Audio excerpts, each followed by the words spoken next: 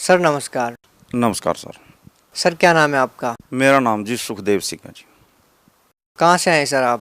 मैं जी जिला करनाल, तहसील निस्संग, गांव अमूपुर का रहने वाला हूँ, हरियाणा में। सर संत रामपाल जी महाराज से कब जुड़े आप? जी मैं ये बरवाड़ा घटना हुई, जो बहुत बड़ी घटना हुई ना, इससे 5 महीने पहले जुड़ा था जी। सर संत रामपाल जी महाराज की शरण में आने से पहले आप क्या भक्ति साधनाएं करते थे? आप किन देव देवताओं की भक्ति करते थे?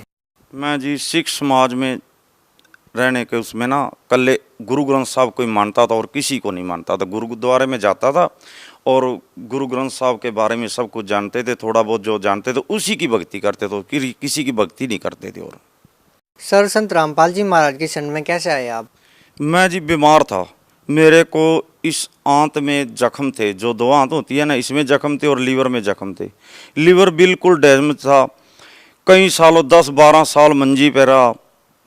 कभी दिल्ली होली फैमिली गया, अम्बाड़ा, पटियाला ये प्रमोद मित्तल, अमर हॉस्पिटल, राजेंद्रा हॉस्पिटल, इनमें कभी 10 दिन एक हॉस्पिटल में दाखिल रहता था, कभी 10 दिन दूसरे हॉस्पिटल में दाखिल रहता था, कभी दिल्ली ओली फैमिली में दाखिल रहता था, कभी करनाल अजय गुप्ता में दाखिल रहता था। ऐसे करते करते मेरे को 12 साल बीत गए।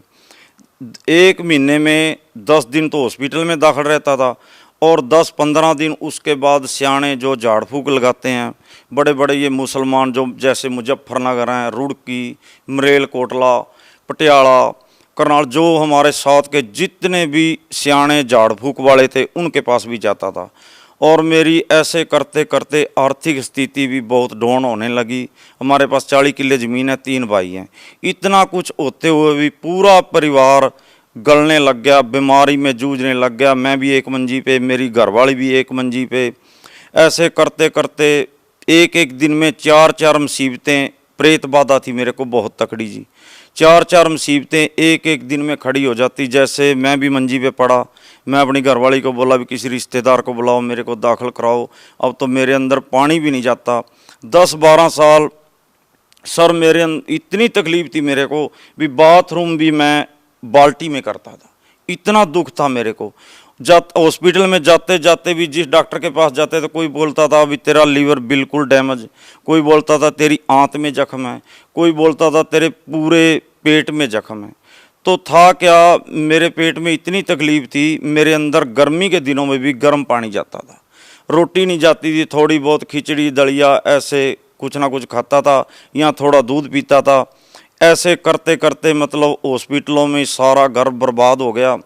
और हालांकि हमारी आर्थिक स्थिति ऐसी थी, ना हमारे बाप ने दुख देखा ना हमने दुख देखा। 40 किले ज़मीन थी, बहुत अच्छी खेती करते थे, कंपाउंड थी, पूरे का पूरा हमारे पास साधन था। कभी हमने वो दिन नहीं देखा भी आज हमारे पास पैसा नहीं। तो इस प्रेत की वजह से मैंने वो दिन देखा। मेरे पास ट्रैक्टर था सोनालिका, घर की स्थितियाँ ऐसी बनी जी, वो ट्रैक्टर भी बिक गया। मेरे पास गाड़ी थी इंडिका विस्टा टॉप मॉडल में, वो भी बिकी जी। मेरे पास बुल्ट मोटरसाइकिल थी जी, वो भी बिकी जी। मेरे पास बहुत अच्छे अच्छे डंगर थे, भैंसें थी, गायें थी, 1 क्विंटल दूध देता था जी। ऐसा ऐसा करके पूरे के पूरे डंगर भी बर्बाद, मेरी गायें भी बर्बाद, भैंस भी बर्बाद, पूरे के पूरे जो साधन था घर में वो भी ख़त्म। घोड़ी थी मेरे पास बहुत अच्छी जी, वो भी मरी। सारा कुछ ये प्रेत करवाता था। रात को मेरे को बोलता था भी सुबह तेरा ये नुकसान होगा, वो ही हो जाता था। अगर डंगरों के बारे में बोलता था वो हो जाता था। ज़मीन के बारे में बोलता था अभी तेरे दाने नहीं होंगे, तो वो नुकसान होता था। अगर घरवाली के बारे में बोलता था सुबह इसको ये तकलीफ़ होगी, तो वो ही हो जाती थी। मेरी घरवाली को कालजे में सोजश थी, बहुत ज़्यादा एलर्जी थी। वो एक वजह से और ज़्यादा परेशान थी कि उस पर दवाई नहीं खाई जाती थी उसे। जब वो दवाई खाती नहीं थी ना, तो उसको इतना तेजाब बन जाता था, इतना तेजाब बन जाता था, मतलब इतना सिर में दर्द और तकलीफ़ इतनी बढ़ जाती थी। 2-2 दिन हमारे घर में खाना भी नहीं बनता था और बच्चे भी बीमार थे। मेरा बड़ा लड़का स्कूल में गया जो 5वीं क्लास में पढ़ता था, उसको मास्टर छोड़ के गया, बोला अंकल जी इसको बुखार हो गया। बुखार की वजह से करनाल दाखिल करवाया हमने हॉस्पिटल में। तो 1 महीना दाखिल रहा, ये साइड उसकी सारी बंद होगी। 1 महीने के बाद 1.5 लीटर रेशा निकले उसके। और छोटा लड़का था मैं भी बीमार, मैं बोला मेरी घरवाली को सिर्फ किसी रिश्तेदार को बुलाओ, मेरे को दाखिल कराओ दिल्ली, जाके मौली फैमिली में दाखिल हूँगा। अब तो मेरे को बाथरूम भी बाहर नहीं जाया जाता और अंदर कोई चीज़ नहीं जाती। और पूरी रात प्रेत मेरे को इतना तड़पाता था सर, सिर से लेके पैर के गुंठे तक इतनी तकलीफ होती थी कि मैं मंजी पे रात को पड़ा पड़ा ना ऐसे हो सकता ना ऐसे हो सकता। पूरी रात मेरा परिवार सोता था, खाता था, दिन में पीता था, रात को सोता था। मैं पूरी रात ऐसे देखता रहता, रोता था, तड़पता था। जो डॉक्टर मेरे को 2 गोलियां देता था ना, भी एक अगर तकलीफ हो 1 गोली खाना, ज़्यादा तकलीफ हो 2 खाना, वो 10-10 गोलियां भी खाता था। बिल्कुल तकलीफ नहीं हटती थी। मेरी घरवाली भी दुखी, मैं भी दुखी। मैं बोला अभी मेरे को दाखिल कराओ। घरवाली को मेरी को पेंडस की परेशानी थी, वो बोली मेरे को भी दाखिल कराओ, मेरे को तकलीफ है बहुत ज़्यादा। इतने में क्या हुआ, मेरा छोटा लड़का था 6-7 साल का, वो इतना बड़ी ना सोटी लेके खेत में गया, हम खेती करते हैं, तो ड्योड़ पे ऐसे फिसला ना हो, उसने मुंह में डाल रखी थी वो सोटी, तो ऊपर ताड़ू में चढ़ गई वो सोटी, इतना ऊपर से मांस पाट गया। हम तो अपनी मुसीबत भूल गए, उस लड़के को लेके चले। इतने में एक भैंस ने सींग फंसा के एक सींग निकाल लिया। 4 मुसीबतें। वो प्रेत एकदम हमारे साथ इतना दुख देता था, बोलता था कहाँ जाओगे, किसके पास जाओगे, मैं तुम्हारे घर से नहीं जाता। जब हम लड़के को लेके गए तो सारे डॉक्टर, करनाल वाले 3 डॉक्टर बोले भी इसका तो अंदर खून पड़ गया और ऊपर टांके नहीं लगते, टांके नहीं लगेंगे तो दिल्ली ले जाओ इसको। फिर एक मिड्डा डॉक्टर है जो करनाल सरकारी हॉस्पिटल के सामने है, वो बोला भी मेन तो है नहीं, क्योंकि खून ज़्यादा पड़ गया, 30 किलोमीटर से आप गाड़ी में चल के आए तो ऊपर टांके भी नहीं लगते। मैं बोला डॉक्टर साहब चलो करो, मेहरबानी करो, परमात्मा करेगा। उसने ना टांके लगाए, टांके लग गए। जब टांके लगाए तो उसके बाद बच्चे को उल्टी आई, उल्टी से बहुत ज़्यादा खून आया। बोला तेरा बच्चा बच गया, चलो कोई बात नहीं। 4 मुसीबतें। प्रेत एकदम उसकी जगह बना रखी थी, रात दिन दीवा लगाते थे उसका, बहुत पूजा करते थे, करवाता था ज़बरदस्ती। बोले यहाँ दीवा लगाओ, वहाँ दीवा लगाओ, देग लगाओ। सट्टे के नंबर भी मेरे को देता था, जो सट्टे के नंबर देता था वही सट्टा सुबह जो मैं नंबर लगाता था ना, करनाल जैसे जींद, कैथल, पेवा भी लगाता था, वो ही नंबर आता था। इतनी पावर थी उस प्रेत में। हमारा परिवार बहुत बड़ा परिवार है, 150 जी हम परिवार के, तो हर परिवार में 1-1, 2-2 मेंबर मुसीबत में, बीमारी में जूझ रहे हैं। मेरे जोटे ने ना, जो मेरा बाड़ा था जहाँ भैंस रहती थी, वो गेट गिरा दिया। तो मैं गांव में गया, मेरी घरवाली बोली रात को डंगर लिकट जाएंगे, बहुत नुकसान करेंगे, तो आप इसको तो बनवाओ। मैं बोलिया मेरे से उठा ही नहीं जाता, इतनी बीमारी भी, मैं मंजी से उठ के बाथरूम नहीं कर सकता, मैं गेट का क्या करूं, मैं तो मरने लायक हो गया, अब तो मैं मरूंगा, तुम्हारा भी घर जाड़ दिया। इस कंगार पे था भगत जी, मैं भी, मेरी ज़मीन बिकने का भी कोई वो नहीं रहा था, भी मेरी ज़मीन बिकेगी। सर आप इतनी सारी मुसीबतों से जूझ रहे थे, इतनी सारी परेशानी आपके ऊपर थी, दुखों का पहाड़ आपके ऊपर था, उन सारी बीमारियों से, परेशानियों से आपको कैसे निजात मिली? मेरे को जी संत रामपाल जी महाराज का शिष्य था जी, भगत था हमारे गांव का, वो भगत मिला, संत रामपाल जी महाराज का भगत मिला। वो मेरे को बोला भी अंकल आप बिल्कुल ख़त्म हो चुके हो, तो क्या बात? मैं बोला जी मेरे को प्रेतवाद है।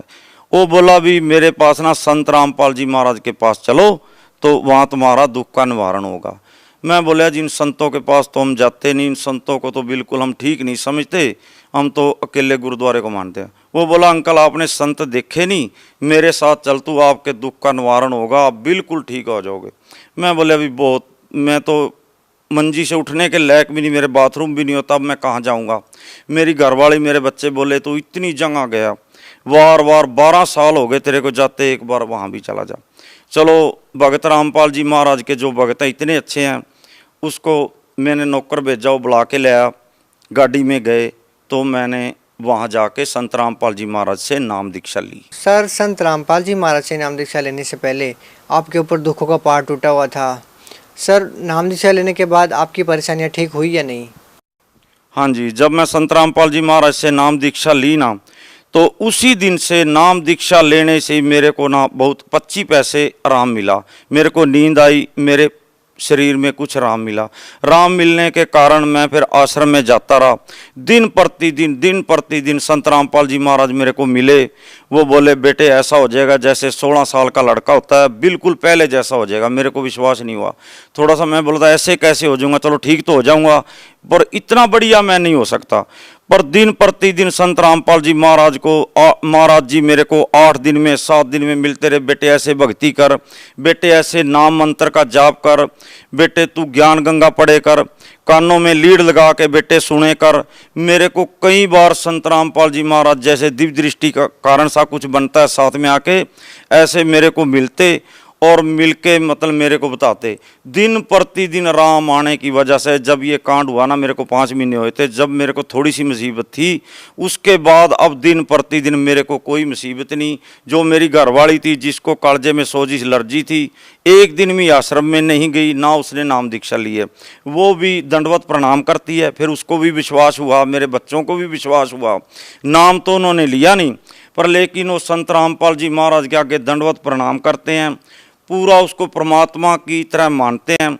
मेरी घरवाली भी बिल्कुल ठीक, मेरे बच्चे भी बिल्कुल ठीक, मेरे जो पारिवारिक कोई भी परेशानी थी, आज मेरे को कोई भी परेशानी नहीं। मैं ऐसे ही हूँ जैसे संत रामपाल जी महाराज बोले थे ना, बेटे 16 साल का बना दूंगा। आज मैं, उम्र तो मेरी 47 साल है, पर है मैं वैसे संत रामपाल जी महाराज की कृपा से 16 साल जैसा लड़के जैसा ही हूँ मैं जी। अब बरवाला जैसी बड़ी घटना हो गई है, संत रामपाल जी महाराज अभी जेल में है। सर, आज आपके गुरुदेव संत रामपाल जी महाराज के प्रति आपका कैसा भाव है? हाँ जी, इसमें कुछ फर्क है जी। घटना के बाद ये फर्क हुआ जी, मारे को और भी दृढ़ विश्वास हुआ। जो पहले विश्वास था ना 5 महीने पहले, अब मारे को और ज़्यादा विश्वास है कि इतना संत, ऐसा संत जो इतने सुख दे सकता है। एक उजड़ा हुआ परिवार जो इतना बिल्कुल ख़त्म हुआ परिवार को बसा सकता है। और मेरा ये देख के मेरा पूरा गांव एरिया जो रिश्तेदार हैं सब बोलते हैं, हम संत रामपाल जी महाराज को गलत कैसे बोलें। अगर काले को देखते हैं तो बिल्कुल सही है, जो संत रामपाल जी महाराज है ना, ऐसा गुरु कहीं नहीं मिलेगा। मेरा जी उससे भी ज़्यादा दृढ़ विश्वास है। और मेरे को देख के ये बैठे हैं जी मेरे गाँव के 10-15 भगत। इस कांड के बाद जब से यहाँ नाम दीक्षा मिलती है, यहाँ से नाम दीक्षा लेके गए हैं जी। सर, भगत समाज को क्या संदेश देना चाहेंगे? जी, भगत समाज को मैं यही संदेश, तो हमारे परमात्मा का है, हमारे गुरु जी का। मेरा तो एक प्रार्थना है जी, कहनी मेरे भाई हैं, मेरी माता, मेरे भाई, मेरे बहन जैसे हैं, जो भी दुखी है, और तो नहीं जुड़ना चाहते, जो दुखी है ना, एक बार संत रामपाल जी महाराज की शरण में आएँ और अपने दुख का निवारण करें। ज्ञान तो उनको अपने आप ही हो जाएगा और उनका सबका भला होगा। किसी को कैंसर हो, किसी की रीढ़ की हड्डी में फ्रैक्चर हो, किसी का दिमाग खराब हो, मेरे दिमागी हालात भी बहुत ख़राब थी, तो सबका निवारण संत रामपाल जी महाराज ही कर सकते हैं और इस दुनिया में कोई नहीं कर सकता। जितने मैंने 12 साल धक्के खाया ना, शायद ही किसी आदमी ने, शायद ही मेरे जितना बदनसीब आदमी इस दुनिया में होगा। तो संत रामपाल जी महाराज की शरण में आएँ और अपना कल्याण कराएं। सर, बहुत बहुत धन्यवाद। सच।